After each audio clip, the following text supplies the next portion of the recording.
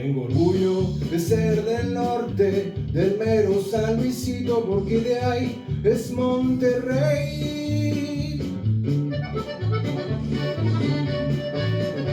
Una linda, linda y sultana, y que lleva por nombre, sí señor, ciudad de Monterrey.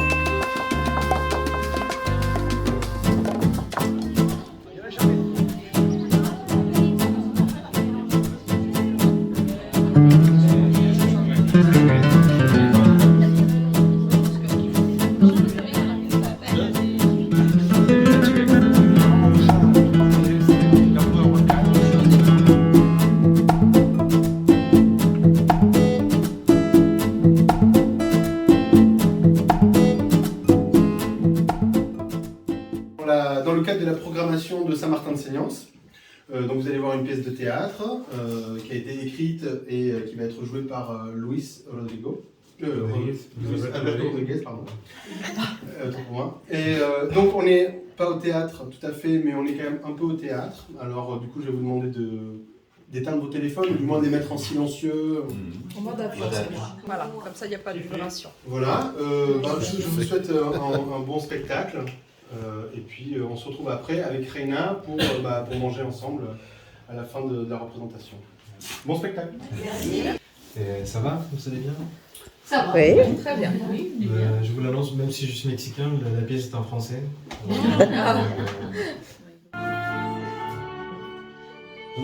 Avant d'arriver, quelques informations pour votre séjour afin de vous acclimater.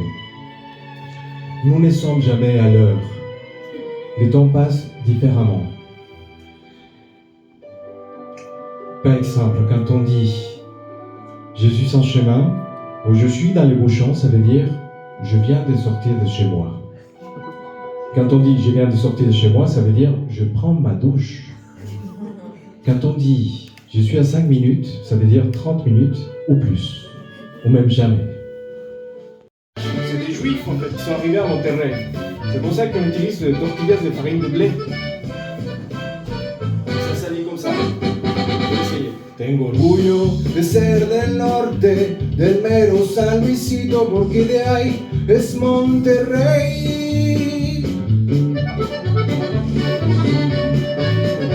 Una linda, linda y sultana, y que lleva por nombre, sí señor, ciudad de Monterrey. Et là, bon, je ne connais pas les paroles. Non plus les pas, je vais essayer, si je peux peut-être le marquer, donc là, je vais essayer quand même, ok? Donc là c'est un peu ça.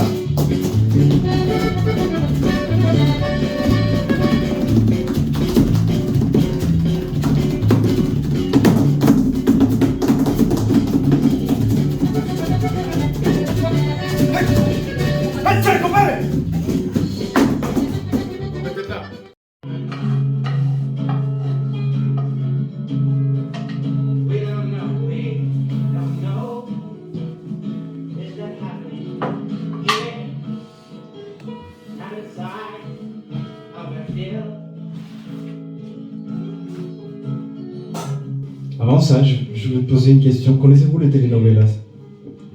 Oui. Les histoires qui frôlent le ridicule, des mélodrames, etc. Bon, il faut savoir que la télévision, pour nous, a été une source éducative. Elle nous a appris que comment est la société, comment gérer nos émotions même.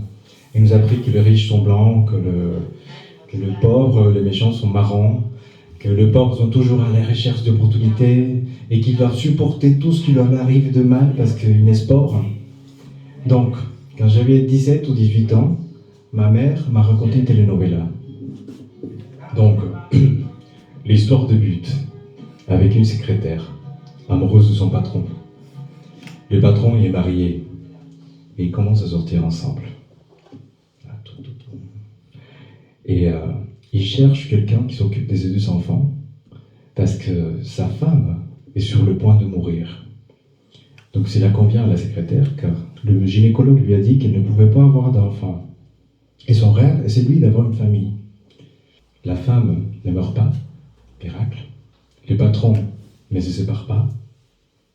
Et la secrétaire, très triste, dit au revoir à son patron. Et pour se dire au revoir, ils font l'amour. Et quelques jours plus tard, il rencontre ou il croise un étudiant en médecine, son voisin. Et pour se dire bonjour, ils font du l'amour. Et la secrétaire tombe enceinte. Miracle. L'étudiant en médecine dit « C'est mon fils ».